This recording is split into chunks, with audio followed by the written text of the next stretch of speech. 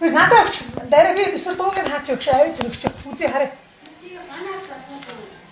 Ганаа. Өчид бол ганаа хөө. Ма би над дуугийн энэ юу яагаад өгч. Ма. Одоо авахд бол үгүй ганаах руу залгасан ч яах. Тэгээд цаана. Хэдэн цагаас нь бэ? Цагаа 2 цагаас 15 дугаар хорооны 3 дахь өдрийн 14 цагаас 15 дугаар хорооны байранд тэгээд 17-ны 2 цагаас нь байж. Тий. 10 дугаар хорооны иргэний тархинд юм. 10 дугаар хорооны иргэний тархинд гээл зарлж. Би бас энд нөгөө хорооны иргэдтэй бас нөгөө их зүй сонголт бүх хороонуудын иргэдэд суулцсан байгаа л тээ. Хүмүүс орж ирж шүү ихнээс. За сайн байцгаана уу? Сайхан наадцгаа уу? Сайхан зусаад одоо намарчцгаах гэж байна уу? Тэгээд ээлжид лайваараа уулзж байна. Тэгээд өнөөдөр би ер нь лайваараа харааны бэрхшээлтэй гишүүд болон иргэдтэйгээ ингээд уулзаад ярилцаад яваад байгаа. Тэгээд өнөөдөр одоо миний лайваар Монголын арга хүчтэй үндэсний холбооны гишүүн ямар холбоо вэ? Төвшлийн туслалцаа. Төвшлийн туслалцаа гэдэг төвийн гүйцэтгэх захирал. За тэгээд хяналтын зөвлөлийн. Би хяналтын зөвлөл биш. Гишүүн сонгогдсон тий? Сонгогдоогүй. За дэлгэрмаа ихчтэйгээ уулзаад сууж ин тэгээд ажил дээр нэрсэн байна бит хоёр. Ингээд ажил дээр нь шууд ярилцаад явж байна. Хяналтын зөвлөлд сонгогдоог юм уу тий? Сонгогдоогүй. Би ер нь ямар ч юм сонгогдоогүй. Жинхэнэ чөлөөт гишүүн. Тий. Одоо шууд хоёулаа ярилцлага хийчихээ би асуугаад явчих. Миний санахаар их хурал дээр хяналтын зөвлөлд гээд ундармаа гэдэг хүн үү тий? Ундармаагч Гамбат. Тэгээд од зэт гээд 3 хүн сонгогдсон тий. Тэгвэл би ундармаа гэжтэй таныг андуурсан биш үү? Тэгээд миний санаж байгаагаар бас өмнө нь Монголын арга хүчтэй үндэсний холбоонд ажиллаж ирсэн тий. Нийгмийн ажилтан хийж байлаа.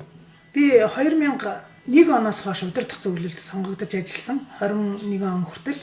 За 2003 оноос нийгмийн ажилтан, ерөнхий нарийн бичгийн дарга, нөхөн сэргийн сургалтын төвийн захирал гэдэг ийм ажлуудыг хийж ирсэн. Тэгэхээр одоо ер нь гишүүдийг ингээд ажиллаж байхад удирдах зөвлөл рүү нэлээ орох хүсэлтэй. Тэгээл тийшээ дайрцгаагаал тийм ээ. Нэгнийгээ одоо янз бүрээр илэрхийлэх ч юм уу тиймэрхүү байдал харагдах юм. Та болохоор удирдах зөвлөлийн гишүүн байж үдсэн, энгийн гишүүн байж үдсэн, нийгмийн ажилтан хүртэл байж үдсэн. Тэгэхээр одоо удирдах зөвлөлд орсноороо ер нь манай гишүүдэд ямар даваа тал үүсдэг юм бас ямар сул тал үүсдэг. Удирдах зөвлөлийн гишүүн бол маш хариуцлагатай. Монголын хараг хүчтэй бас холбооны босго бол өндөр. Ер нь бол бага хурлаас, их хурлаас удирдах зөвлөлд гэдэг бол ер нь бол их том хариуцлага байхгүй ёс зүйгүй байх, ёс зүйтэй байх ёстой. Ёс зүйгүй хүмүүс бол одоо удирдах зөвлөл бид нар чинь одоо манлайлагч нар учраас удирдах зөвлөлийн хүмүүс ёс зүйгүй үйлдэл бол гаргах ёсгүй гээ. Тэгээ ер нь бол удирдах зөвлөлийн гишүүн Монголын хараг хүчтэй үндэсний холбооны мянган гишүүдийг төлөөлж байгаа учраас бас зөв зүйтэй ярих ёстой гэдэг хувь хүний зүгээс гихгүй ер нь бол нийгмийн өмнө хүлээсэн маш том хариуцлага байдаг. Давуу тал гэвэл санал бодлоо хэлэхдээ одоо нөгөө тэр олон хүмүүсээ төлөөлөөд төсөвт одоо төсвүүд дээр ийм санаа нэммээр байна. Төлөвлөгөөнд ийм санаагаа оруулмаар байна гэдэг энийг оруулах бас боломжтой ийм хоёр талтай л байдаг бах та. Тэр хоёулын ярилцлага юугаар эхлэв гэхээр та бас тэрэгцэртэй иргэдийн холбоотой ер нь ганц харааны бэрхшээлтэй гэдгөө бусад төрлийн бэрхшээлүүдтэй одоо тийм иргэдтэй нэлээ ойр байдаг, ажилдаг те холбоотой жишээ нь тэрэгцэртэй иргэдтэй бол нэлээ ойролцоо ажилладаг шиг байдаг. Тэгэхээр манай холбооноос ялгагдж байгаа тэр холбоодын онцлог нь юу вэ? Тэр хүмүүс ер нь яаж ажилдаг юм бэ? Жохон үлгэр жишээ болгоод яриул. Би тэдний хай нөгөө юу яаж юм л да. Нөгөө тэрэгцэртэй иргэдийн холбооныхан бол илүү их тийм ном, нөлөөллийн юмнууд дээр нэлээ ач холбогдол гэж ажилдаг юм байлаа. Одоо тэр нөлөөллийн юмнууд нь дараа нь одоо барих гарын авлага болоод үлдчихдэг. Бусад хүмүүстэй видео одоо жишээ нь налуу замыг яаж хийсэн бэ гэдгийг харуулсан тийм видеонууд их хийдэг юм байна. Тэрнээс гадна ном тохиомлууд бас их байдаг. Тэгэхээр тэрийг нөгөө хүмүүс дараагийнх нь хүмүүс ашиглах боломжтой. Тэр талдаа их давуу юм болов уу гэж боддгийг. Манайх бол бас одоо ингээд үйл ажиллагаанууд хийдэг. Илүү нийгмийн чиглэлээр те одоо нөгөө туслалаа, дэмжлээ, семинар сургалтуудад зохион байгууллаа гэд ингээд үлддэг мөртлөө тэр семинар сургалтаас үлдэж байгаа гарын авлагууд нь юу үлдсэн, эсвэл тэр нөгөө хурал зөвлөгөөнд үлдэж байгаа тэмдэглэлүүд нь дараагийн хүн ашиглах боломж байна уу гэдэг тал дээр бас арай жоохон сул байна уу даа л гэж харддаг. Тэгээ би бас одоо энэ дээр нөгөө чи асуугаагүй би өөрийнхөө бас санаа бодлыг бас хэлчихэл байна тийм. Би зүгээр нэг 2 3 асуудал дээр ер нь санаагаа хэлье гэж бодож байгаа. 2015 онд манай цэцэрлэг байгуулагдсан хүүхдийн цэцэрлэг. Тэгээ хүүхдийн цэцэрлэг маань одоо 7 жилийн түүхтэй настай тийм цэцэрлэг хүнээр бол хөлд орцсон гүйж яваа ийм цэцэрлэг. Тэгээ би цэцэрлэг дээрээ бол нэг 2 3 юм дээр би манай нөгөө ерөнхийлөгч хэлээд байгаа. Хөдөлмөрч хүн хөлсөө гоожулдаг, шүүмжлэгч хүн сүлсээ гоожулдаг гэдэг. Би одоо өнөөдөр энийг шүлсээ гоожулж ийн гэж ойлгох юм уу? Санал гэж ойлгох юм уу? Өөрийнхөө зүгээс бол би энийг санал гэж бодож байгаа. Үзэж байгаа хүмүүсийн хувьд бол шүлсээ гоожулж ийн гэж харах юм би мэдэхгүй байна. Энэ их гоё үгтэй болсон би сурсан. Тэгэхээр энэ цэцэрлэг дээр нэг 2 3 санаа хэлье гэж бодож байгаа. Цэцэрлэг маань болохоор одоо 7 жилийн настай. Тэгээ маш олон хүний сэтгэл зүтгэлээр боссон цэцэрлэг. Тэгээ энэ цэцэрлэг дээр одоо хүмүүс маань тийм цус сэлбэлт бас их бага байна. Одоо гаднаас багш нар авчрах ч гэдэм үү, гадаадын улсуудтай холбогдох, бусад цэцэрлэгийн багш нартай холбогдох, тэ одоо өшөө цэцэрлэгүүдтэй шипи харилцаа тогтоох гэдэг юм дээр их муу байгаад байна уу? Тэгээд хүүхэд харах үйлчилгээ шиг л явагдаад байна уу? Яг хараагүй хүүхдүүдэд ганцаарчилсан тэр коррекцийн хичээлүүд, нэг махан баримжаа олгох хичээлүүд эдгээр маань бас төдийлөн явагдахгүй байна уу гэж би зүгээр юу нь бол хараад байгаа. Тэгээд манайх бол түрүүн чи асуусан тэрэгцэртэй иргэдийн холбооноос юугаараа ялгаатай байна вэ? Маш том ялгаатай. Бид нар 78 онд байгуулагдсан сургуультай, цэцэрлэгтэй, үйлдвэртэй, хараагүй хүмүүсийн чиглэлээр үйл ажиллагаа явуулдаг массажийн төвүүдтэй ийм том байгууллага тэр одоо холбооттой бол харьцуулахааргүй байхгүй. Уул нь бол нөгөө холбоотууд ч юм бол харьцуулахаар одоо сүүлд байгуулагдсан ч гэсэн илүү ирч хүчтэй маш одоо шуурхай гарч ирж байгаа тэр хоёрын хооронд бас ялгаа байгаад байна. Тэгээ энэ цэцэрлэг дээр би бол тэгээ би одоо нөгөө удирдах зөвлөлийн гишүүн, ерөнхий наримчгийн дарга энэ төр янз янзын ажил хийж исэн хүний хувьд бол хэд хэдэн асуудлуудад бас санаа бодлоо хэлье гэж бодоод байгаа. Ер нь бол чамайг бас яг ийм сошиал эндэр ажиллуулна гэдэг бол ажилуулж байгаа нь бас их сайн байна гэж хэлмээр байна.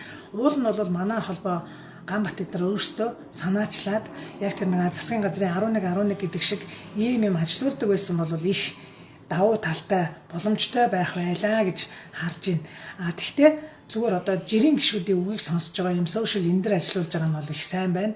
Одоо манайх одоо тэр чинь нөгөө холбоо бол нэг гэгэрх цаг гэл нэг сургалт мэдээллийн цаг хийдэг штеп. За тэн дээр бол хүмүүс санаа бодлоо хэлдэг. Гэхдээ яг тэр гэгэрх цаг дээр очиж чадахгүй байгаа хүмүүсийн сошиал эндэр бол маш чухал юм хэрэгтэй юм байна. Тэгээ би бас 2 3 асуудал дээр бас санаагаа ахаад цэцэрлэгээс гадна нэг юм дээр их эмзэглэж байгаа сүүлийн үед бол нийгмийн хамгаалалт чиглэлийн одоо асуудлууд нь илүү алдагдаад байна уу гэж би бодогдоод байгаа. Яг тэр би 3 хүүхэдтэй эмэгтэйгийн талаар хүчирхийлэлд өртөж байгаа. Тэр эмэгтэй бол одоо маш хэцүү байна гэдээ бүр өөрөө илрүүлээд тэр эмэгтэйг ингээд холбож хараагчтай холбоотой холбож өгсөн чинь оюун Ганбатад хэлсэн, Оюунбатад хэлсэн, Оюунбатад хэлсэн. Сүүлдээ одоо ахаа Ган Зоригт хэлэхээр нь яг нэг даргатал хэлсэн бол тэр дарга одоо хурал зөвлөгөөн дээр яриад хэлэхгүй би ахаад тэрэнд хэлнэ, энэнд хэлнэ гэж ингээ явсараад л нөгөө 3 хүүхэдтэй эмэгтэйгийн асуудал ч бас тийм сайн шийдэгдэхгүй байна. За холбоо бол одоо би энэ гишин жирийн гишүүдийн дунд байгаад байгаа болохоор манай холбооныхан бас одоо тэр холбооны удирдлагт гарчаад хараагчдын холбооны нүүр царай болсон энэ массажистуудтайгаа бол маш одоо яс бус арай нэг тийм одоо хэрцгий харьцаж гин удаа гэдэг мессеж бас яваад байгаа. Тэрийг бас та анхаарал ажиллаа засчаасаа гэж бодож байгаа. Энэ юу вэ гэхээр 7 сарын 5-нд хараагүй массажистуудын цалин буух хэрэгтэй байсан. Тэгсэн чинь нөгөө 7 сарын 8 болцсон за хүмүүс уцтаад 11 цаг болж байна. Цалин буух болж гинөө. Одоо ингээд хагсаан бүтэн сая амралтын өдөр хэлчлээ гингүүт нөгөө манай Ганбат дарга маань би өгнө та нарыг би одоо ёстой шүүсэлж өгөндөө яргалж өгөндөө алаад өгөндөө гэдэг маягаар нөгөө хүмүүс рүү хандсан гэж байгаа. Тэгэхээр ерөнхийлөгч хүн бол хүмүүсийнхаа энэ гишүүдийн эрх ашиг бол манай холбооны хамгийн том үнэт зүйл байхгүй. Тэр үнэт зүйл рүү цалингаа авна гэдэг чинь эрхээ эдэлж байгаа юм байхгүй. Тэр үнэт зүйл рүү өөрөө дайрж байгаа дарга гих мэтчлэнгээр ингээд бодоход одоо бид нар ямар хүмүүст энэ холбоогоо өгч вэ гэдэг юм бас шүүмжлэмээр санагдаад байгаа шүү. Ер нь бол. Тэг цалин гэснээс одоо массажистууд цалингаа авмаар байна гэсэн юм уу те? Яг тий, массажистуудын бест массаж нэгийн цалин гэл тавьдаг үст. тий. 1.3-ыг л тавьдаг үстэй. Бусдыг бол тавихгүй те. Тийм. Тэгээ яг 1.3-ийнхаа цалин мэдээж хүмүүс хийсэн цалингаа 7 сарын 5-нд аавна гэд хүмүүс уцтаал асангууд ерөнхийлөгч хүн би тэр үний удирдах зүйлийн гишүүн ёс зүйтэй байх хэрэгтэй гэж хэлсэн. Ерөнхий нарийн бичгийн дарга маань оюутан байхдаа зодон зохионд оролцолтол явж исэн. Хараагуучууд ер нь бол энэ ерөнхий нарийн бичгийн дарга, энэ ерөнхийлөгчийнхаа ёс зүйг бас маань сайн судалж ээж одоо толгой дээрээ гарах одоо биднэрээ өөрсдөө удирдуулахгүй бол биднийг ёс зүйгүй хүн удирдах юм бол бас хэцүү л юм байна. Ер нь бол тэгээ миний дээр одоо 3 хүүхэдтэй эмэгтэйгч анхаарахгүй байна. Энэ цэцэрлэгийн асуудал ч бас бүрхэг байна. Ингээл зүгээр ийм асуудалд анхаарахгүй байгаа юм чинь юун хотын салбар, юун одоо хотын нийт гишүүдийн асуудал гэдэг юм дээр бол бохомдолтой байдаг. Тэр 3 хүүхэдтэй эмэгтэй гэдэг нь тэр яг жоохон дэлгэрүүлж ирвэл яасан эмэгтэй юм бэл? Үгүй нөхрийнхөө хүчирхийлэл бүрддэг. Оо за. Тэгээд 5-аас 17 насны хүүхэдтэй. Тэгээд тэр эмэгтэй бол одоо хүүхэд нь 5 настай хүүхэд нь баг сэтгцийн байдал одоо нэг хүн сэтгц нь хөндөрсөн байнга айц зочдөг тийм хүүхэд. Тэгээд та хэд энийг анхаарал месүүдтэй сургадаг юм уу? Тэр эмэгтэй бол өөрөө гэртээ байхгүй юмар байна гэж байгаа. Тэгээд месүүдтэй сургадаг юм уу? Эсвэл одоо ажил хөдөлмөрөөр хангадаг юм уу? Эсвэл тэр хүчирхийллийн эсрэг төвд нь холбож өгдөг юм уу? Ийм байдлаар ингээд анхаарахгүй бол бас хэцүү л байгаа байхгүй. Харааны бэрхшээлтэй тийм. Бүрэн хараагүй эмэгтэй. Бүрэн хараагүй эмэгтэй. Тийм тэгээд нөгөө юу иймэрхүү асуудал төр ч одоо манай нийгмийн ажилтан илүү тулж ажиллах ёстой. Тийм би бол ямар ч байсан тэр дарга нарын нэгэнд нь бол хэлсэн. Тэгээд тэр дарга нар нь нийгмийн ажилтнаа ажилуулдаг бол ажилуулна. Тэгэхгүй бол тэрнээс тэрэнд хэл Ганбатаас Оюнбатаас Ган зориг тэрнээс тэр би бол тэгж хэлээд байх шаардлага байхгүй. Би мэдээлэл одоо тэр хүмүүстэй та нар анхаар гэж хэлсэн бол заавал надаас одоо нийгмийн ажилтнаас би хэлэх. Эсвэл би тэрэнд нь хэлэх гэхээсээ илүү ямар ч байсан аль төвшөндөө нийгмийн ажилтан хэлээд магадгүй анхаардаггүй болоод нарийн бичиг дээр тэр Ганбатнаа анхаардаггүй болоод одоо нийгмийн ажилтан ажилтдаг юм байлгүй дээ л гэж би боддоо шүү дээ заримдаа. Хамгийн сүүлд юу гэж хариу өгсөн бай тэр удирдлагуудын тал дээр энэ асуудал. За ойлголоо маш сайн чухал асуудал байна дэмжи наад асуудлаа Оюнбатад хэлээрэй гэсэн Оюнбатны хэлсэн за Ган зоригт хэлээрэй гэсэн тэгээд Ган зоригт ийм асуудал байгаа гэж хэлсэн. Тэгэл орхицсон. Тэгээд чинь нөгөө бас хүндчихсэн шүү дээ нөгөө хүний амь нас хохироод байна гэдэг чинь. Яг ийм асуудлаар ярихгүй манай холбооныхон чинь нэг л их попордог юм. Нэг тийм семинар цуулаагүй энэ семинарууд бол олддог байхгүй. Хөгжлийн бэрхшээл дээр байгууллагаа гэх юм бол семинарууд захын семинарууд л уриал ирдэг. Тийм учраас нэг семинар сууснууд гол биш. Би тэгээд тэр нөгөө түрүүн цэцэрлэг гэд хэлж ирсэн учраас цэцэрлэг дээр бол манайх чинь одоо месүүд цэцэрлэгийн үйл ажиллагааг сайжруулна гэдэг тэр бом төгрөг батлуулсан байгаа. Тэгээд энэ тэр бом төгрөгөөр гадаад харилцаагаа сайжруулад байгаа юм уу? Эсвэл тэр багш нарыгаа их өндөр цалинжуулаад байгаа бол шаардлагатай одоо ажлыг хийлгэх хэрэгтэй байна. Гэх мэтчлэн гэлмэлээд. Хаанаас тэр бом төгрөг? Боловсролын яамнаас одоо шизээ баталгааж болсон юм бол. 22 онд нөгөө боловсролын яамны сайдын хямглантай уулзаад л төсөв мөсвөө батлууллаа гэж яваадсэн тийм. Тийм энэ тал дээр нөгөө нэг хэрвээ яг нарийн одоо бүр ингээд аль газраас тэр бом гарсан аль одоо сая тэр хөөрхөн ажил хийсэн байл шүү дээ Австралийн засгийн газрын санхүүжилтээр нэг хараагүй эцэг эхчүүдтэй хүүхдүүдийг гэр бүлээр нь одоо нөгөө нэг дэмжиж сургалтанд хамрууллаа гэдэг яг энэ шиг юм тогтмол тасралтгүй үйл ажиллагаа явуулдаг байгаасаа л гэж хүсэж байгаа. Тий тэгээд сая бас нөгөө нэг тэр бом төгрөгтэй холбоотой бас нэг асуудал яригадаад тэр бом төгрөгтэй холбоотой асуудал яригадаад тэгээд манай нэг одоо залуучуудын төлөөлөл өмнөх ерөнхийлөгч байсан нөгөө Баясгалан гэдэг хүнээс яамнаас ийм тэрбум төгрөгний төсөв батлагдаа. Тэгээд тэрүүгээр яг ямар зүйл хийж байгаа мэй гэж асуусан. Тийм ямар ч зүйл батлаагүй гэдэг юг өгсөн гэсэн шүү. Тэгэхээр бас энэ үнэхээр тийм боловсролын яам ч юм уу тийм яам нь нэг тэрбум төгрөгний энэ хэмжээний мөнгөнд үнэтэй төсөв батлаад ийм зүйл хийгээрэй гэд өгсөн юм бол удирдах зөвлөлийн гишүүн байгаа шүү дээ. Одоо мэдчих ёстой те. Ер нь бол энэ дээр бас хариу өгөөрөө тодорхой мэдээлэл хийгээрэй гэж бас хүсэж байгаа. Яг баясаа хадар одоо чинь өдөр төсөөлөн мэдэхгүй байгаа би ч гэсэн мэдэхгүй шүү дээ тий. Тэгэхээр нөгөө ийм шүүм яваад байгаа бол энийгээ ч гэсэн засаж залруулах хэрэгтэй байх тий. Би ч гэсэн бас ер нь ийм сонсчоод бас нэг сэжиглэлт хардтал төлж байгаа. Тийм учраас нөгөө үнэхээр тийм байхгүй бол бас уучлаарай. Байгаа бол тэрийг бас мэдээлээч гэж хэлмээр юм ер нь. Нэг тийм манай мэдээлж байгаа юмнууд чинь тийм семинарт тэр дарга сууж байна л гэсэн гой зургнуудаа тавьсан мэдээллүүд л байдаг шүү дээ. Тэгэхээр одоо үнэхээр тэр бум дөрвөн байгаа мó байхгүй мó эсвэл одоо юу нь болоод байгаа гэдэг юм илүү тийм нээлттэй мэдээлэл их сайн хэрэгтэй л байна. Ер нь бол мөнгөний тал дээр ч гэсэн цагуугийн тал дээр ч гэсэн тий. За тэгээд 2001 оны үед ер нь удирдах зөвлөлийн гишүүн байхдаа та өөрөө ямар ажлуудыг яг зохион байгуулж хийж ирсэн бэ? Бас энэ талаар. За 2001 онд чинь ер нь бол би гэхээсээ илүү бид багаараа ажиллаж исэн. 2001 онд бол ерөөсөө хараагчдын холбооны байр чинь нэг л өрөөнд байсан.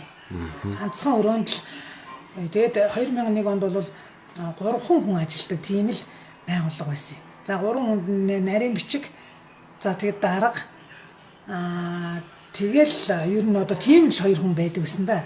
Тэгээ 2001 онд чинь тэгээ тэр хоёр ажиллана. Бусад хүмүүс бол ерөөсөө цалингүй. Тэгээ гадаад харилцааны ажилтан, за энэ менежер, баясгалан дарга гэдэг чинь бол юу яадаг гэсэн. Бараг л цалингүй шүү дээ. Тэр 2001 онд бол ерөөсөө тийм цалин малин байхгүй.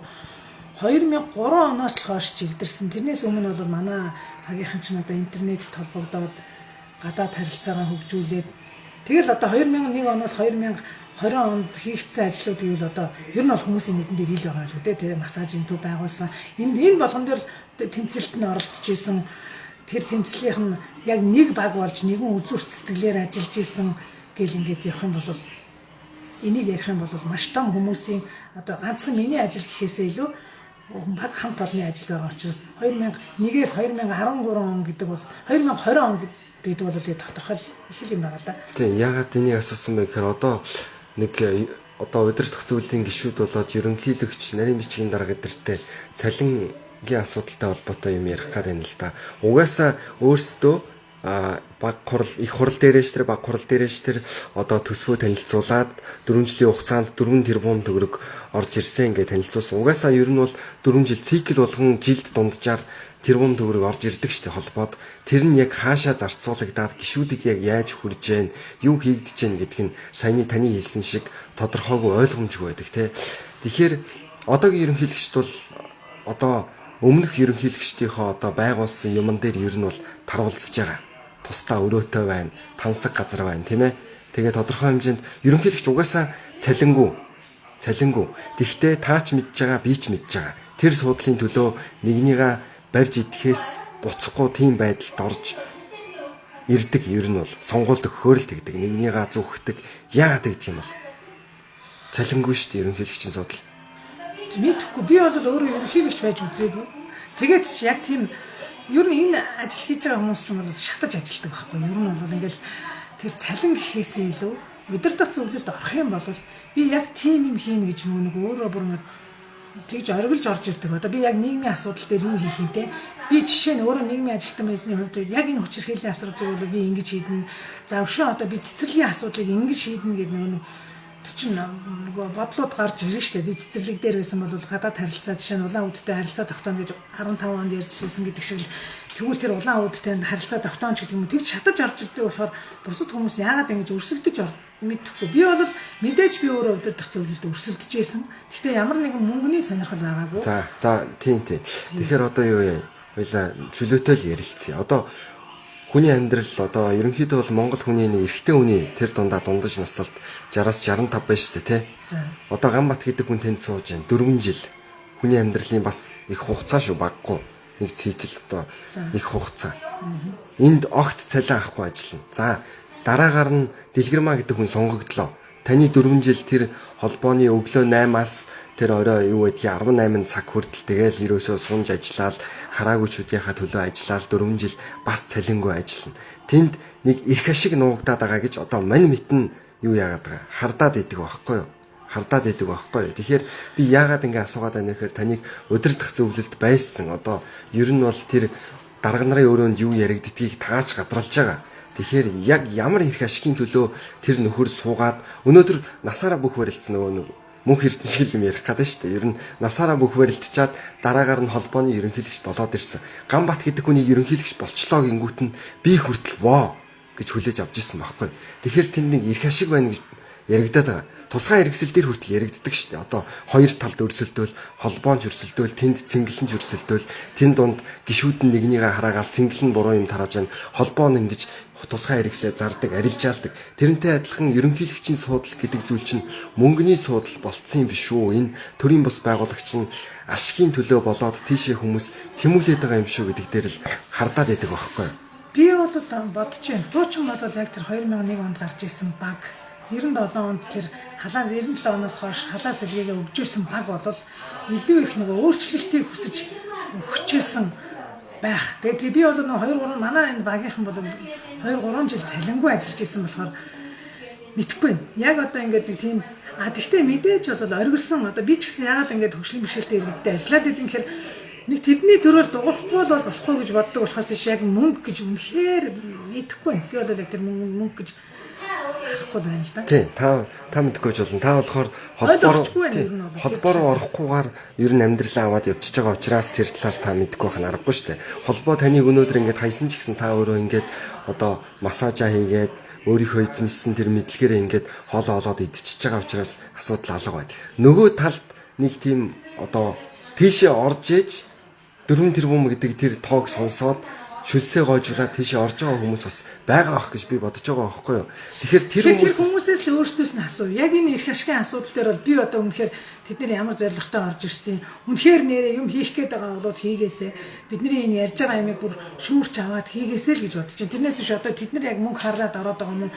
Мөнгөгүй яа юунд нь олж орж байгаа юм. Гэтэ тэднэрт бол маш сайхан тав тухтай бүлийн сайхан судлал байгаа шүү дээ. Одоо бүр босгоё гэдэг юм байхгүй бүгдээр босцсон. Одоо тэгтээ холбооны нэр хүнд бол бас жоохон хунжаага шүү. Ер нь бол хөгжлийн бэрхшээлтэй иргэдийн дунд нийт яам одоо тамгын газрын дунд нэр хүндтэй болно гэдэг юм бол тэнд чинь одоо маш том дуу хоолойгоо өргөжөж яадаг. Тэрнээс биш Ганбат дарга шиг одоо ингээд намуухан тийм хүмүүс бол бас дуу хоолой харагчтай холбооны нэр хүндэд бол энэ том босцсон юмнаас хүмүүс маш их хүлээлт харддаг юм билээ. Хөгжлийн бэрхшээлтэй иргэдийн ерөнхийлөгч бол шууд тийм одоо асуудалтай ингэж хандах ёстой. Ганцхан өөрийнхөө төлөө биш, ганцхан хараагчдын төлөө биш, бүх хөгжлийн бэрхшээлтэй иргэдийн төлөө дуурах ёстой гэдэг дуу хоолойг бол хүлээж идэг учраас энэ дуу хоолойг л хадгалж яваарай л гэж хүснээр юм. Тий. За, одоо тэгвэл юу яа? Та надад нэг 2 жилийн өмнө ч үгүй ярьж исэн юм да. Ковидын үеэр GCI, GCR гэж бас л нөгөө их ашигтай холбоотой. Одоо нэг жишээ татхад нэг массажийн төвтэй нэг байгууллага гэрээ байгуулдаг. Тэ манай ажилчдыг ингэ барьдаг. Тэр гэрээтэй холбоотой маш олон асуудлууд мөн яригдчихсэн. Та одоо тэр тухайн үед болж исэн баримтуудыг таач надад хэлж исэн. Тэрийг дахиад энэ лайваар ер нь хэлэх боломж байна. Энэ массажийн төвийн одоо Best-ний 3-ын чинь бол ярьдаг шүү дээ. GCI-ийн орсон цалинг бол бүгдийн нөгөө нэг хөхгүйгээр авчдаг юм аа. Тэгэл би тэгтээ энийг бас одоо яг ингээд өөрөө массажийн төвөө байгуулад ажиллаж байхад хаамагтай манайхыг бас гэрээ байгуулсан л да. Сүүлд өдөр тутмын их хурлын дараагаар массажийн холбооныхан бол манайхын нөгөө Best 23 гэдгийг маань зөвшөөрөөд тэгээд хаамагтай гэрээ байгуулад ингэсэн чинь би бол одоо манайх бол хаан банкныхаа ажилчдад тэр 50% цалингийг өгчдөг.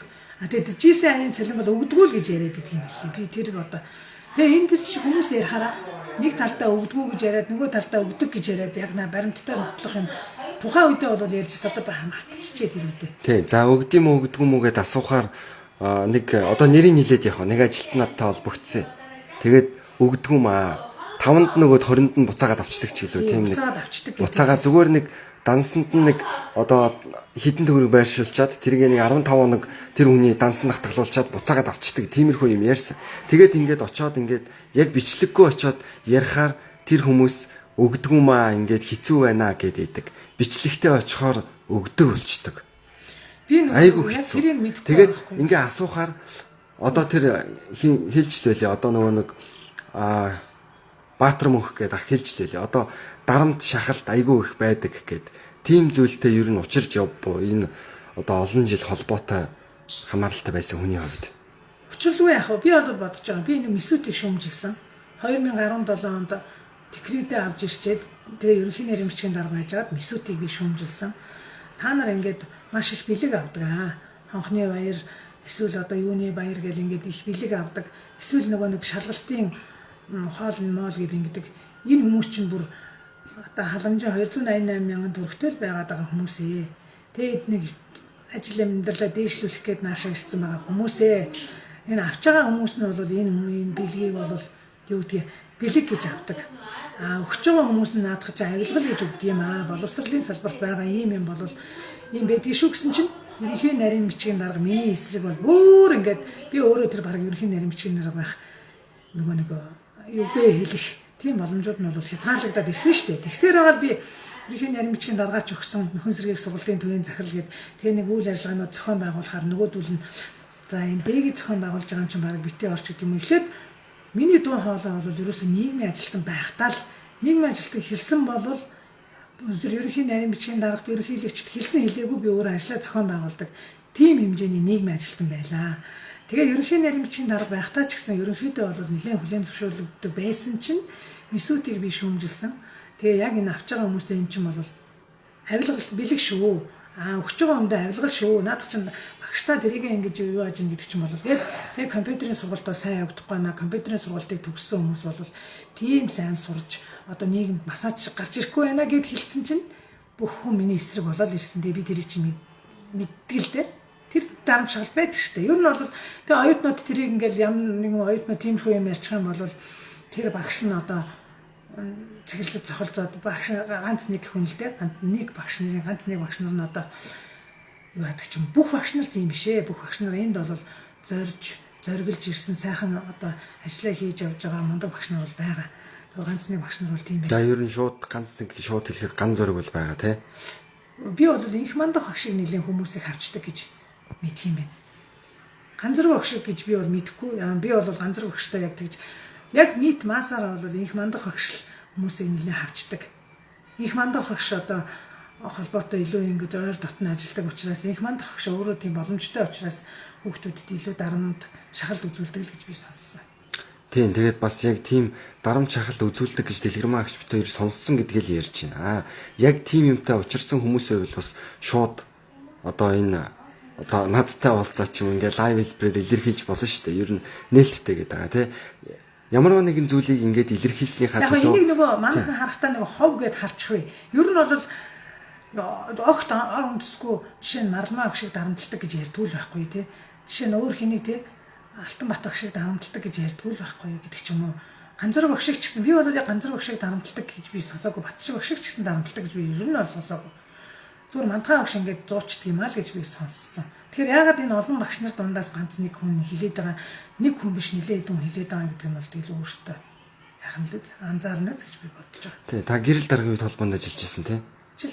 Ажиллаж байсан. Тэгэхээр миний мэдэх би ч одоо дөнгөж саяхан их сургуулаа төгслөө. Миний мэдэх одоо үе гэх юм бол за би яг баясгалан даргын үеийг нэг хальт дээд үеэсээ сонсч байна. Тэрнээс тухайн үед бол би яг жижиг хөөхд байлаа шүү дээ. Яг юу хийжсэн эдрийг бол би мэдэхгүй. Гэрэл даргын үеийг бол мэдж байгаа юм. Ганбат гэдэг хүний үед бол одоо ингэж явж байгаа юм. Тэгэхээр та болохоор баясгалан гэрэл гэдэг энэ ерөнхийлөгчийн ажиллаж хамтарч ажиллаж исэн. Тэгэхээр тэр гурван одоо ерөнхийлөгчд тус бүрдэн ингээд нэг одоо шүмж хэлэх юм бол та тэр ажил дээр тэгсэн шүү. Яг тэгсэн. Тийм учраас холбоо өдөд ийм байгаа ч юм уу гэд хэлэх зүйл байна уу ер нь? Би бол за болцоохон даргын үед бол хамтарч ажиллаж байлаа. Бас нэлээд одоо босгож бүтээх гэж бүгдээрээ багаараа хамтарч ажиллаж исэн болохоор одоо тийм одоо шүүмж гэхээсээ л мэдхгүй юм. Баясгалан даргын үед ч гэсэн би бас яг одоо ингээл бас л хамтарч ажиллаж байлаа. Маш сайн л хамтарч ажиллаа. Гэрэл даргын үед би боловсон хүчин дээрээ жоохон одоо энэ удирдах зөвлөлийн гишүүд боловсон хүчнийг ер нь жоохон дутуу таньсан болоодаа л гэж би бодож байна. Энэ ирээдүйн боловсон хүчнээ ирээдүйд өгч байгаа энэ гамбат ерөнхийлөгчийг бол би үнэхээр одоо яг үнэлэхгүй байна. Мэдэхгүй байна. Яг юм хийж байгаа нь харагдахгүй байгаад байна л да. Одоо нэг жил өнгөрчлөө. Тэгээ яг нэг жилийн дотор тодорхой юмнууд юу хийсэн гэдгийг би мэдэхгүй байна. Тэгээ манай гадаад харилцаа яаж хөгжиж байгаа одоо өөрсдөө шиг чинь тийм хүмүүсийг л Монголын хараагчид хүлээж идэг байхгүй. Тийм боловсралтай, тийм одоо хүлээн зөвшөөрөгдсөн хүмүүсийг л хүлээж байгаа.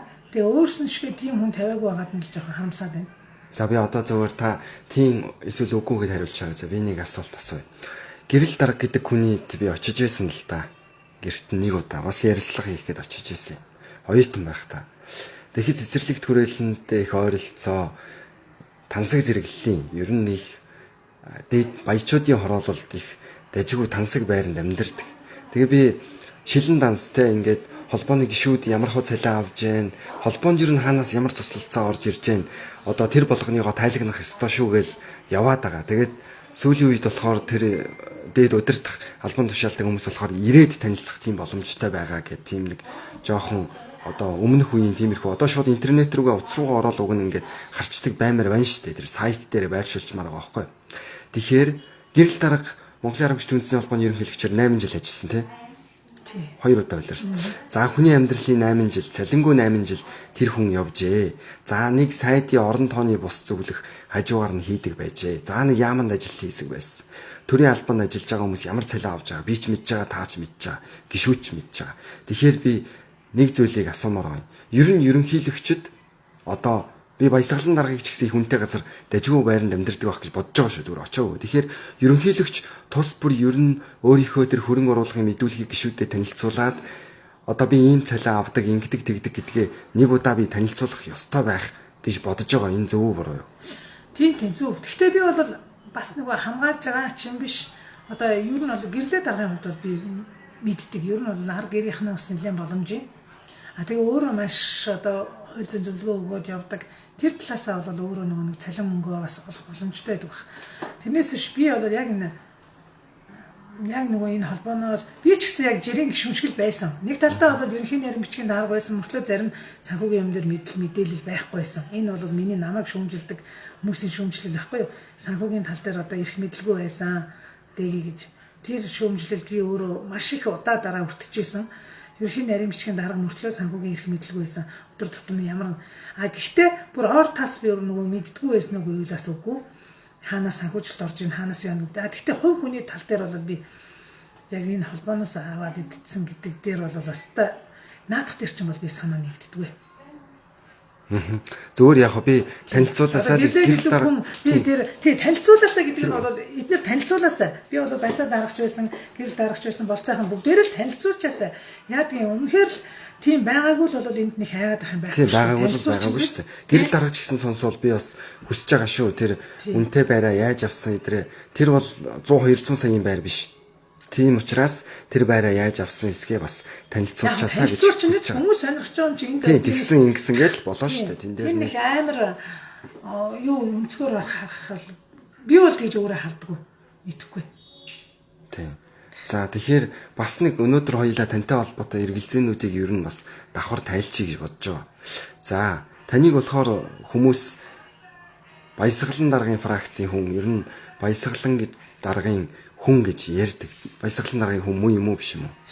Үгүй нэг намайг одоо нэг өмчлөөд байх нь хаашаа. Дэмжигч нь юм уу үгүй юм уу? Өмчлөөд байх нь хаашаа. Тэр хүний хөдөлмөрийг би бол үнэлдэг.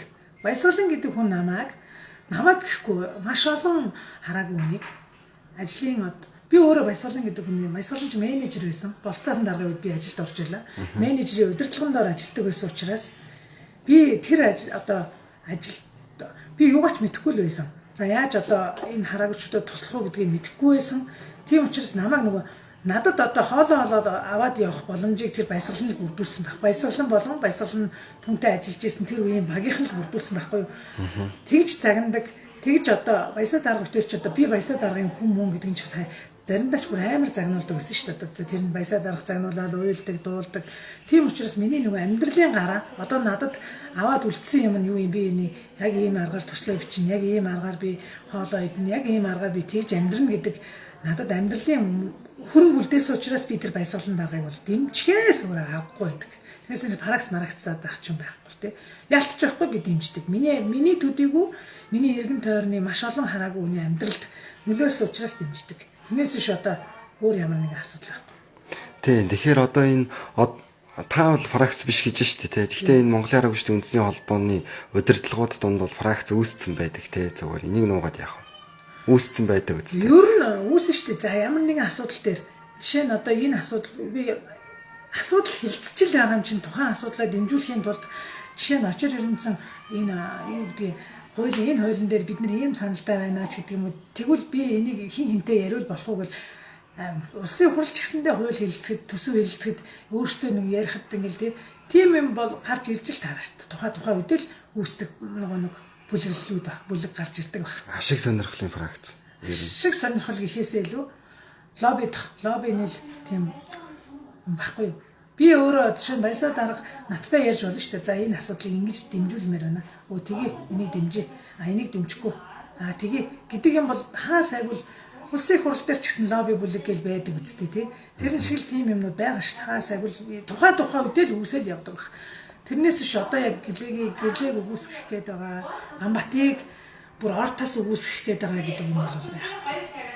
Гэтэ би бол одоо ингээд нэг жилийн дотор манай холбоонд гарсан өөрчлөлтүүд нь би ягаад баясгалан даргаыг их сайн мэдээд юм гэхээр хараагүй хүмүүс маш олон гадаад харилцаа тэр үед хөгжижээлээ. Маш олон массажийн төвүүд нэгдэжээлээ. Ингээл үйлдвэрээ ч гэсэн одоо үйлдвэртэй ч гэсэн тодорхой хэмжээний дэмжлэгүүдийг нийгмийн холбооны шугамар ингээд яриад дэмжүүлдэг байлаа. Тийм учраас л дэмждэг. Тэртээ үйлс нь одоо дэмжихээс өөр аргагүй л байдаг шээ. Тийм, сайн үйл хийж байгаа хүнийг тэр чинь ингээ нүдэнд харагдаад гарт баригдаад байгаа учраас сайн байх шүү гэж магтахаас өөр байхгүй. Би ч гэсэн бас энэ дэлгэмт хийж чинь үнэхээр магтахаас өөр байхгүй. Юм хийж байгаа бол Ганбат гэдэг хүн одоо жишээ нь одоо гişүүдтэй ээлтэй нэг зүйл ингээ бүр гарт баригдахаар зүйл хийчих юм бол бас л магтана шүү дээ. Тийм шүү дээ. Одоо энэ хөдөөгийн олон салбарууд байна.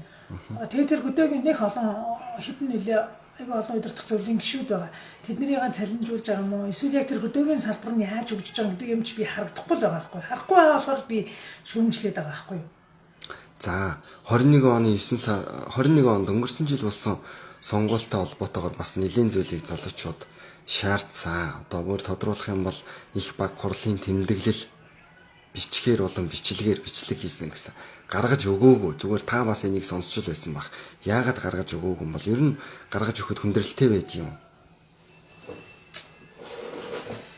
Гэхдээ энэ нэг тийм хүндрэлтэй юм байхгүй хөө. Яагаад гаргаж өгөөгүй юм чи би сайн мэдэхгүй байна.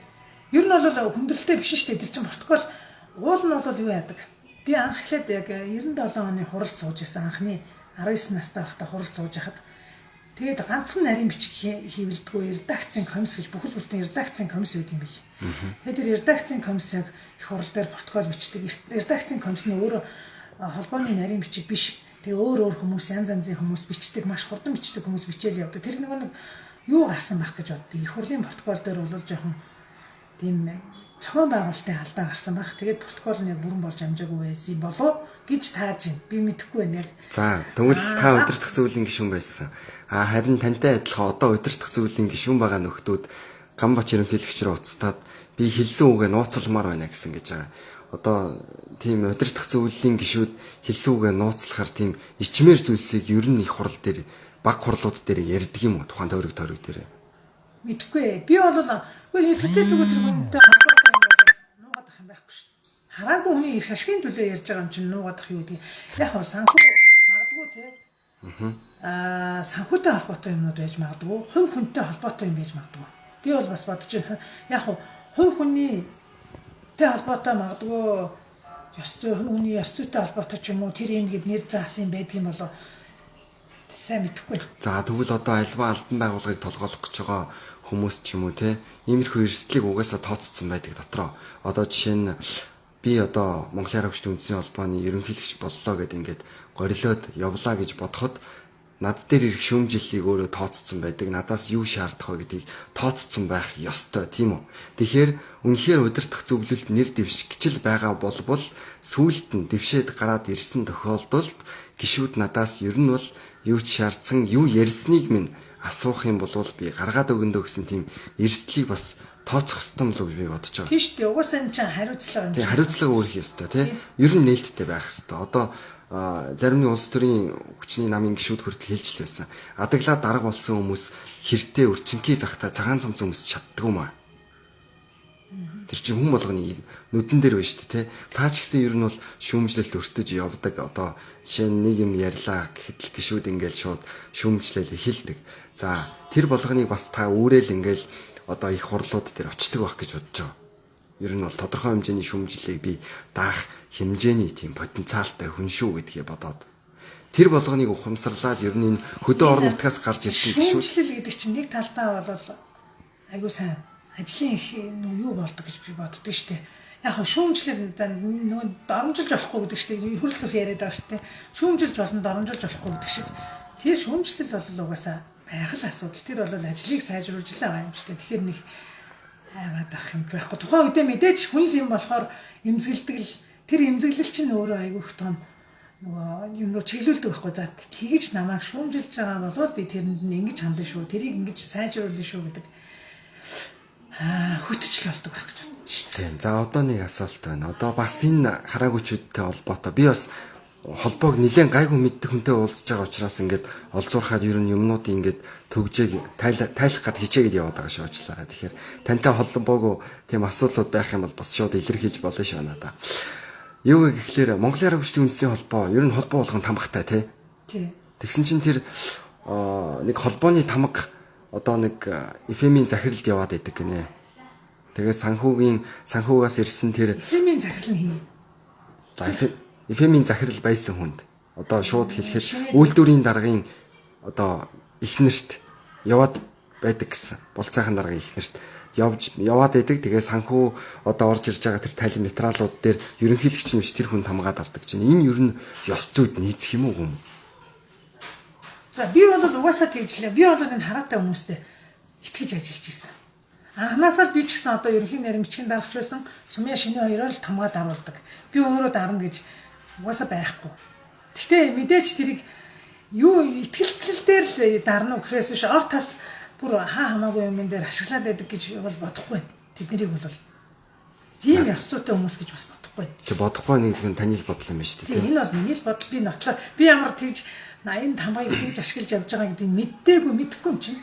Миний одоо 20 жил ажиллаж исэн туршлагаас харахад бол шин чимэг Сумья сүрэн хоёр бол жишээ нь миний там хараагчтай холбооны тамгыг бүр ёс бус юмд хадгалаад явж исэн гэж мэдэхгүй. Зүрх сэтгэлийн хүн ер нь бол хараагүй хүнтэй ажиллаж байгаа. Хараагүй хүн бол хараатай хүндээ хажуу ойрынхондоо бас итгэж амьдрахгүй бол энэ бол бас аюултай л ахал гэж бодож байна. За яг хуу Сумья сүрэн гэдэг хүн ажиллаа өгөөд яваад өглөө. Явчлаа шүү. Би бол одоо харамсаж байна. Энэ дээр бол би яг энэ нөгөө боловсон хүчний бүгдээрээ ингээл тэр хүмүүсийг бүр айгүй мухагаар хавчижсэн юм шиг байгаа. Яг тэр Сумья сүрэнч надтай холбоотой байгаагүй. Тэгтэл одоо Дэлгэрмаагийн ойр дотны хүн үү, хиний хүн бараг би ингээд юм сонсчоод хараагчтай холбоо тийм байна гингүүт ийм байна гингүүт хамаг мэдээллийг Дэлгэрмаад хэлдэг гэд. Гэхдээ тэр Дэлгэрмаад хэлээд шүнэн тэр нь бол их үдэнтэй биш шүү дээ. Би тэрийг ч одоо сонирхох ч одоо зав байхгүй байгаа хгүй. Тэр хараагчтай холбоо яана уу, ийм үү гэдэг. Нэг талтаа бол гишүүн гэдэг хүний хувьд тэгээ хоёрдугаарт энэ байгуулсан ажлынхаа хувьд бол шанална. Гэхдээ өдөр тутмын ажлын надад сонсгоод ч бараг ач холбогдолгүй юм дээр л тэр хүмүүсийг одоо тэрнтэй холбоотой, баясгалантай холбоотой, Дэлгэрмаатай холбоотой, гарсан болгонтой холбоотой гэдэг маягаар нөгөө хүмүүсээ хавчиж дамжуулж гаргасан юм болов уу гэж би бол бас. За тийм Сумья сүрэн гэдэг хүн яваад өгсөн. За одоо хоёулаа тэгвэл жишээн дээр ярил л да. Танаа хүн бас харааны бэрхшээлтэй тий. За тийм. Та хоёр ингээд юу шүү? Та шин чимэг гэдэг хүний оронд Бацаахан гэдэг хүн, Болцаахан гэдэг хүний оронд шүү. Яагаад хүмүүс хардаад идэг вэ гэхээр хамгийн гол асуудал энд л. Жишээ нь харааны бэрхшээлтэй хүмүүс энгийн хүмүүстэй хамтарч ажиллаад тэднэрт итгэж ажиллах ёстой. Угаасаа харааны бэрхшээлтэй хүнд энгийн зөв зүгээр хардаг хүн хэрэгтэй шүү дээ. Тий? Хэрэгтэй. За бүр тодруулах юм бол офисын ажил дээр, бичих сажигын ажил дээр маш их хэрэг болдог байхгүй юу? Шинэ Сумья гэдэг хоёр хүн Монголын арга хүчний үндэсний холбоонд хийсэн бүтээсэн зүйл байгаа. Хэрэг болж исэн үе байгаа. Хөөгөөд явуулдаг нь бас буруу. Гамбат гэдэг хүний бол буруу шүү тэр. Сумья гэдэг хүнийг шууд явуулдаг нь буруу. Би Сумьяг нэг бодчихсон. Асуултаа гүйцээч явуулчлаа.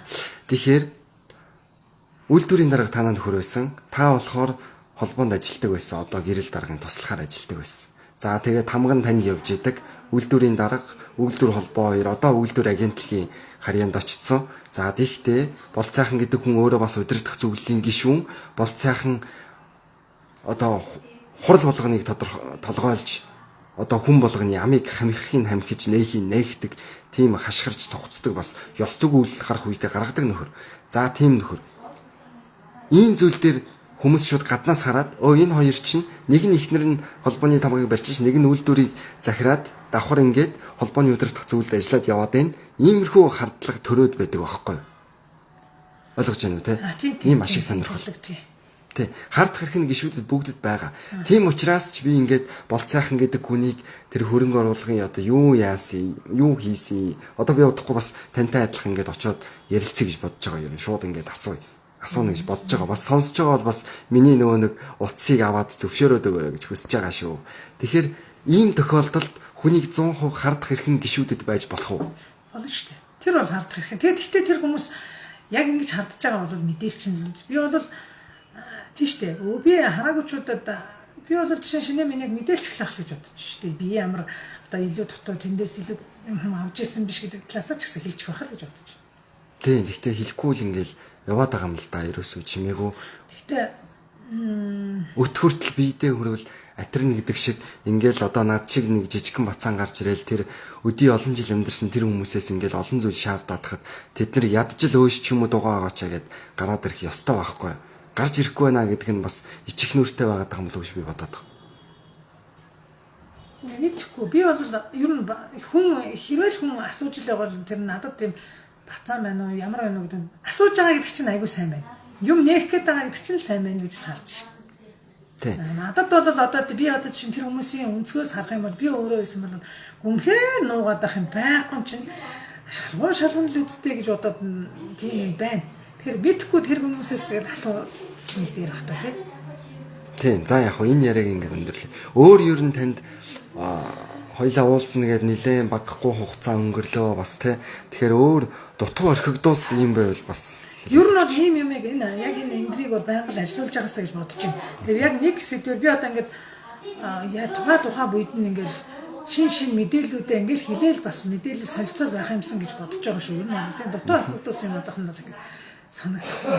Яг би үнэхээр юм хийж байгааг нь бол харахгүй байгаа даа л гэж хэлмээр байна. Одоогийн ерөнхийлөгч нэрмжийн би ерөнхий нэрмжийн дарга дээр жишээ нь хэлэхэд манай Болбаатар даргал одоо бүх юм дээр нь гарч ирж одоо их мэдээлэл хийдэг байна.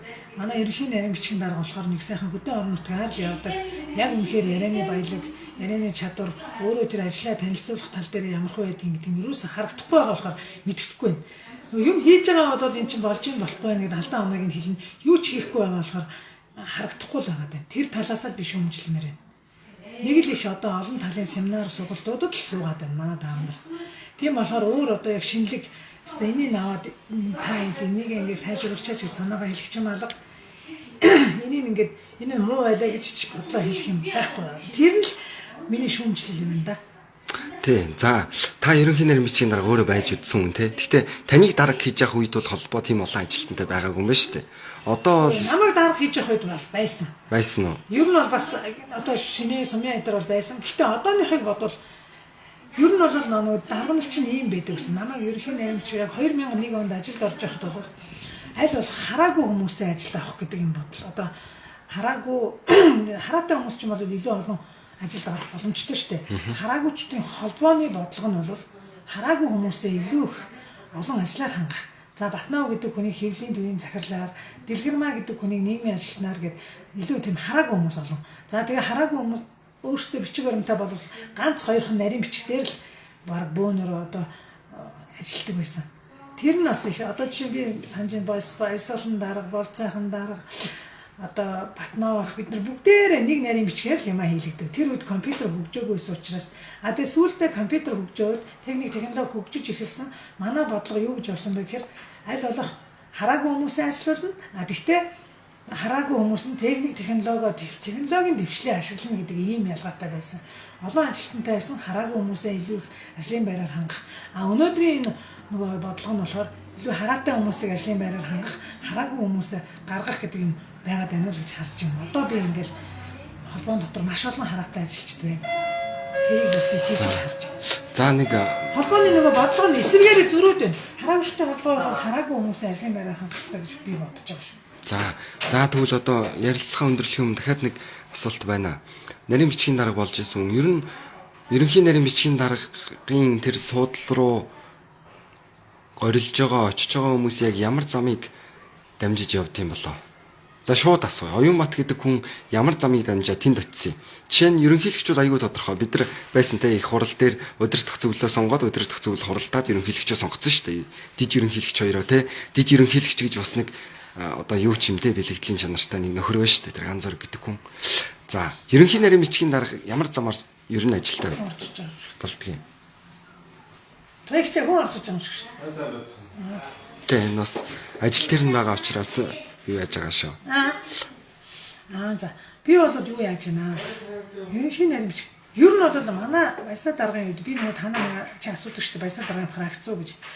Баясаа дарга гэдэг хүн чинь нөгөө хүнийг нөгөө анханаас нь бэлдэнэ гэдэг байхгүй. Одоо бохиртой зурлуулна гэдэг ярьдгийг өөр яг энэ нөгөө хариг юу хэлдэг л дээ. Тэгээд яг тэр бохиртой зурлуулна гэж хүмүүс ярьдаг.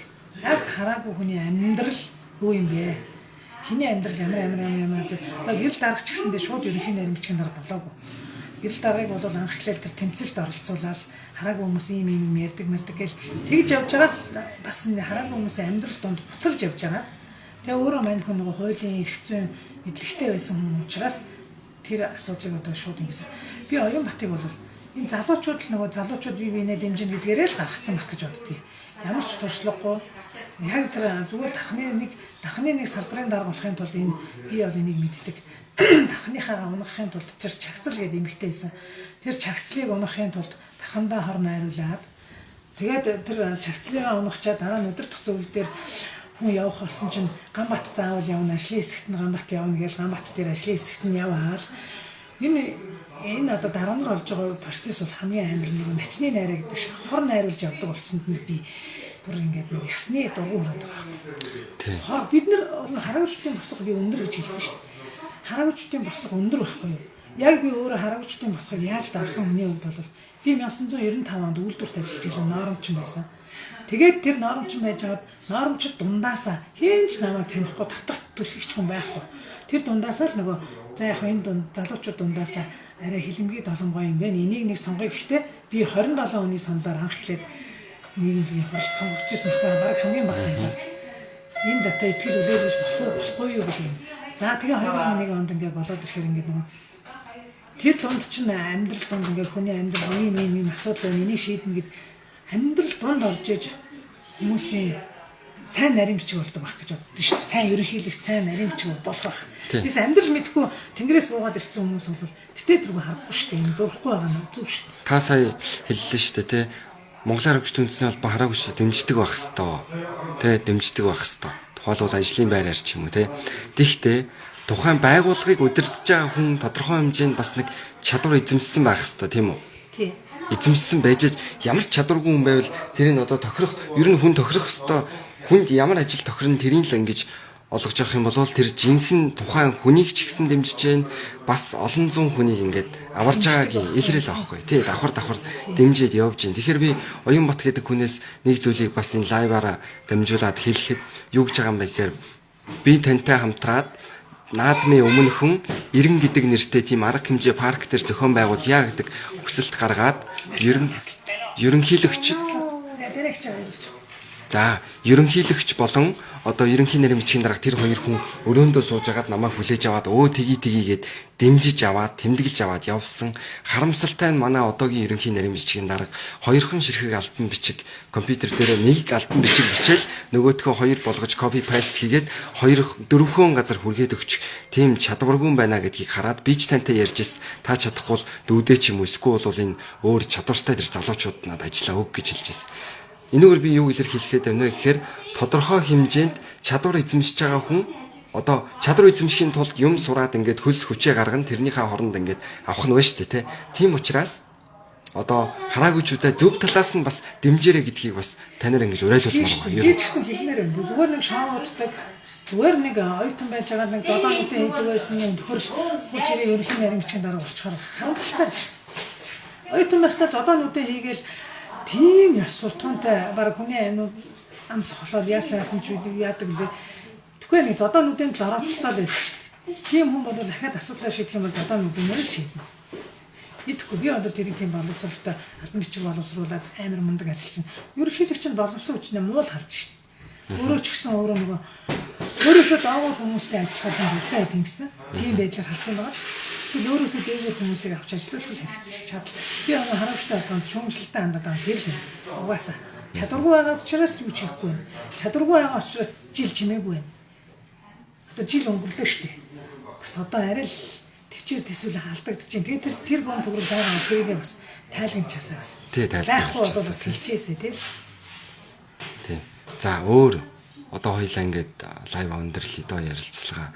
Тэгээ бас цаашдаа ингээд нөгөө нэг Би тэр тусгай хэрэгсэл дээр бол бас нэрээ ганц лайв өндөрлөхөд ер нь тусгай хэрэгсэл чинь бол тэр ганцхан харамштай холбоо гэж юм байхгүй шүү дээ. 1000 түмэн 65 6 байгууллага өрсөлдөд хөгжлийн бэрхшээлтэй хүмүүсийн дунд өрсөлдөөл явж байгаа. Тэгээд тэр 65 6 байгууллага хараагүйчүүд дээр хоёрхан байгууллага байна шүү дээ. Яа нэг ингэж химэлж байгаа гэдэг дээр ч гэсэн би бол ягаад нэг одоо Отгонбаатар гэдэг нэг тийм хараагүйчтэй холбооны гар хөл болсон бооны нохоо болсон юмнуудаар ийм балаа болоо юм. Яг тэр хүний бичгийн эрхэлтэй. Гэхдээ энэ цаанаасаа нэг даалгавартайч бичиж байгаа юм уу? Ямар учиртай. Отгонбаатар бол дандаа тийм даалгаврын юм л хийдэг шүү дээ. Угаасаа л Отгонбаатар бол нөгөө нэг гэрлэгч шантаажилж мөнгө авдаг. Ган зэрэгч одоо Ганбаатарыг шантаажилж мөнгө авдаг ийм л юм хийдэг шүү дээ. Угаасаа мэдэн шүү дээ. Түн. тийм. Тэгэхээр нөгөө нэг тусгай хэрэгслийг холбоо наймаалцдаг гэж яриад одоо бас нэгнийг ингээл химлээл тэр нь яаман дээр очиод хоорондоо ингээд нөгөө нэг хоёр нохооны дунд яс шидэхэр нөгөө ясаа идэхгүй хоорондоо нэгнийг уралцаад архиралцаад байдаг шиг юм болоод байдаг. Байхгүй юу? Ер нь бол тусгай хэрэгслээ чинь хамгийн цэвэр ашигчин л орно шүү. Гол ашигчин бол тусгай хэрэгсэл. Тэгээ 21 аймагт салбартай. Тэгээ 21 аймгийн нэг салбарын та нар аль болох тайлан дээрээ ярина шүү. Та нар сар болгоо жилд одоо нэг 10 хүнд тусгай хэрэгсэл хамруулсан байх хэрэгтэй гэж хараагүй хүний нэг хүний тусгай хэрэгсэл чинь сая 300 400 мянган төгрөг гэж бодоход л 10 хүн гээд нэг аймагаас л 14 сая 21 аймагаас гээд бодоход хэдэн төгрөг байх вэ? Тэр бол мөнгөний л асуудал байгаад байгаа тусгай хэрэгсэл. Тэгээ яагаад нэг хараагүй хүн амьдрахын тулд хараагчтай холбоо ажиллаар хангахгүй эсвэл хараагчтай холбоо тэрийг яагаад дэмжих ёстой гэдэл харин хяхан бодулж байгаа гэдэг дээр би болоод бас хамсалтай байгаа шүү. За тэгээд баярлалаа бас ингээд ярилцъя гээд өөрөө санаачлаад над руу залгасан. Бас иймэрхүү хүмүүс олон байгаасаа гэж би хүсэж байна. Би бол ярилцаа энэ бол дандаа ийм сошиал энэ ажлуулаасаа л гэж бодож байна. Энэ бол айгуу сайн. Тэгэд эднэрт ч гэсэн биднэрт олон бидний чинь шүүмжилдэг байсан байхгүй. Бүх юм окей гоё байна. Тэгээд шүүмжлэл хэрэгтэй байхгүй. Энэ юмнаас нь энийг олоод авчи. Энэ юмнаас нь тэрийг аваа явчи. Нэрийн цэцэрлэг дээр гадаад тавьцаад тэгчээ. Энэ дээр нь тэгчээ гэдэг нь ажлын санааг авах гэж бодож байна. Тийм тэгээд цаашдаа бас би ингээд ер нь холбооны удирдлагуудтай ч гэсэн очиод ярилцах тийм хүсэлтэй байгаа шүү. Ер нь аль талын ингээл яриулаад асуух юм асуугаад шууд ингээл энэ бас ер нь бол одоо бүгдээрээ хилцүүл буруугүй бүлээн усаар гол хэрэггүй гэдэг шиг л ер нь аль талдаа нэгнийг одоо ер нь нээлттэй нүрэнээр нь хилээд ардуур нь янз бүрийн байдлаар ингэж химлэхгүйгээр тэгээд тэр янз бүрийн өөрийнх нь идэх ёстой эрх ашгаар боогдуулахгүйгээр одоо массажч бай, тусгай хэрэгсэлч бай ер нь тэр нэг тусгай нэг хилцүүлэг гэдэг нэг хөөрхөн өрнүүлэл байсан. Тэр хилцүүлэг зүгээр их урны өмнөх л нэг юу байсан болов гэж би бодсон шүү дээ. Одоо тэр хилцүүлэг чи хайцсан. Тэр хилцүүлгийг хийгээсэй гэж бодож байгаа шүү дээ. Янз янзын лайв өгнүүдээр зүүн муурзал хийгээлээдэг гэсэн. Одоо тэгээ тэр нь хаач байгаа. Тэрийг яагаад хийхгүй байгаа юм? Тэр зүгээр нэг сонгуулийн шоу битгий ингэж хийгээсэй. Тэгэхээр тэр залуучууд нь санаачлаасаа гэж бодож байна. Тий. За баярлалаа. За. Яг би нэг за түр байж байгаарай та.